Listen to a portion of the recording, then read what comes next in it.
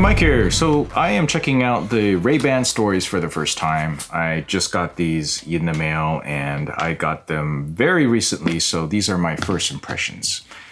Now, as far as the whole packaging system that you get, it runs starting at around $300. The ones that I have on right now are the special series that allows you to wear it indoors, where it removes the tint, and when I'm outdoors, they're transition lenses, so they transition to a darker tint so that they function like what Ray-Ban's known for, sunglasses. So in the box, basically, I get this box, and I do believe I had some sort of container on the outside, but you get this gigantic case. This thing serves as two functions. It serves as the home base, okay, to protect your new Ray-Ban glasses. And then it has a little charging pogo thing right here, where when I take off the glasses and put them in there, that charges them up. And you're going to need to do this because of the smart functionality that you got these for. Over here, you have two different lenses, and inside each of these is either a photo camera or a video camera. And there's one on each side, and depending on how I press this button or if I speak to the actual glasses themselves, I can say, "Hey Facebook, take a picture." And it should technically take a picture. Okay, so it just took a picture just now. Or if I say, "Hey Facebook, take a video." "Hey Facebook, take a video." It'll respond and it starts recording. As you can see over here, there's this little light right here that turns on, indicating that it's actually taking a video. So the photo side apparently is probably this side, and the video side is over here on this side. Now inside, there is a little switch that you use to power it on and set up the pairing, as you just slide it one way or the other. And then on the other side, there's a little light indicator, so you can actually see the status of what's going on with your glasses while you have them on. Now, I'm not going to talk too much about privacy concerns. Basically, you wear these out and about and you're in a public. I don't see any problems with recording most of the stuff as you're walking around. Let's say just generally where someone might take out their smartphone and, take a picture of something.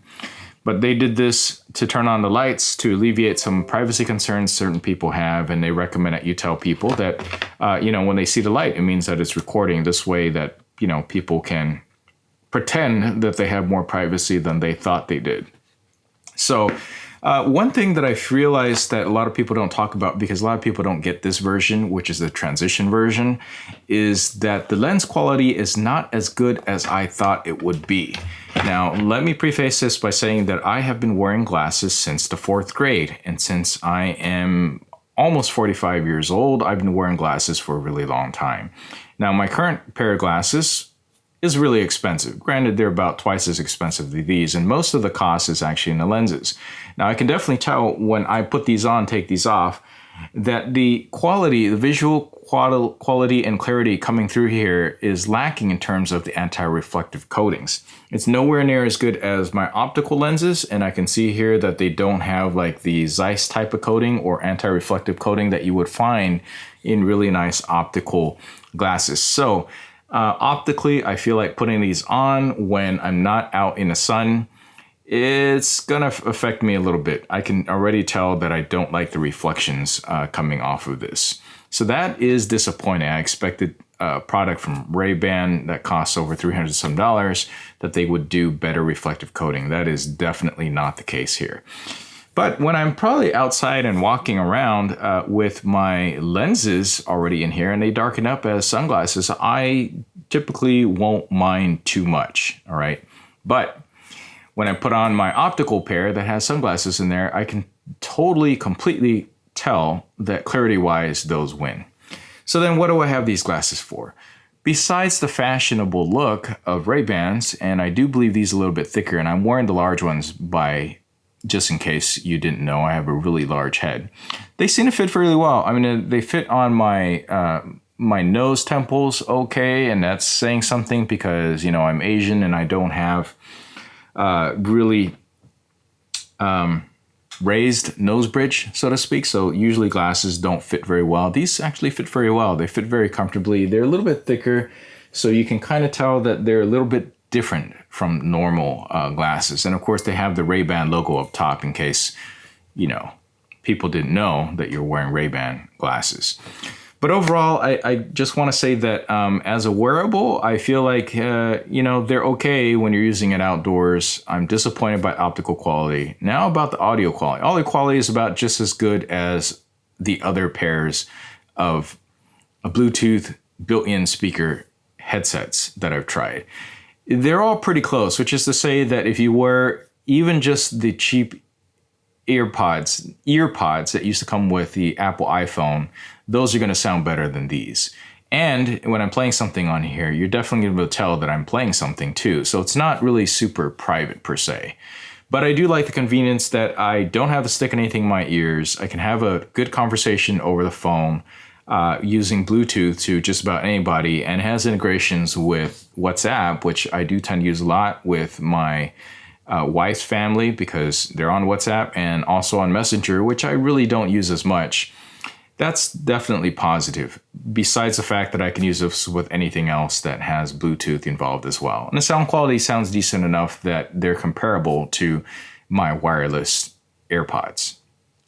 So with that in mind, how about the photo and video quality? Well, I have to say that they remind me of an older iPhone. Let's just say an iPhone 3 or iPhone 3GS or iPhone 4.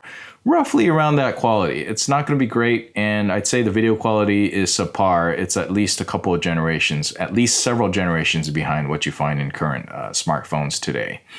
But hey, you're getting convenience of something that is completely wearable and somewhat incognito, and I don't know, what do you think? Do you think they look stylish enough? At least on me? Maybe they might look stylish enough for you. Now, there is also one other thing, is that the battery life. I feel like you're going to have to charge. These are one of those things you're going to have to charge like every day. And the onboard storage doesn't record more than about 15. Okay, I'm going to have the stats up. I remember it's really short because this is not something that you're going to want to be recording all day. For instance, I can't go out like I used to with my neck camera and just record a hyperlapse or a time lapse all day long. These things can't do that. In fact, when I press the button right here, or I do voice recognition and tell it to do a recording, it defaults to recording 30-minute segments. I manually updated it to 60-second segments too. So they're really just for really short clips, really short stories, or just a simple snap here and there.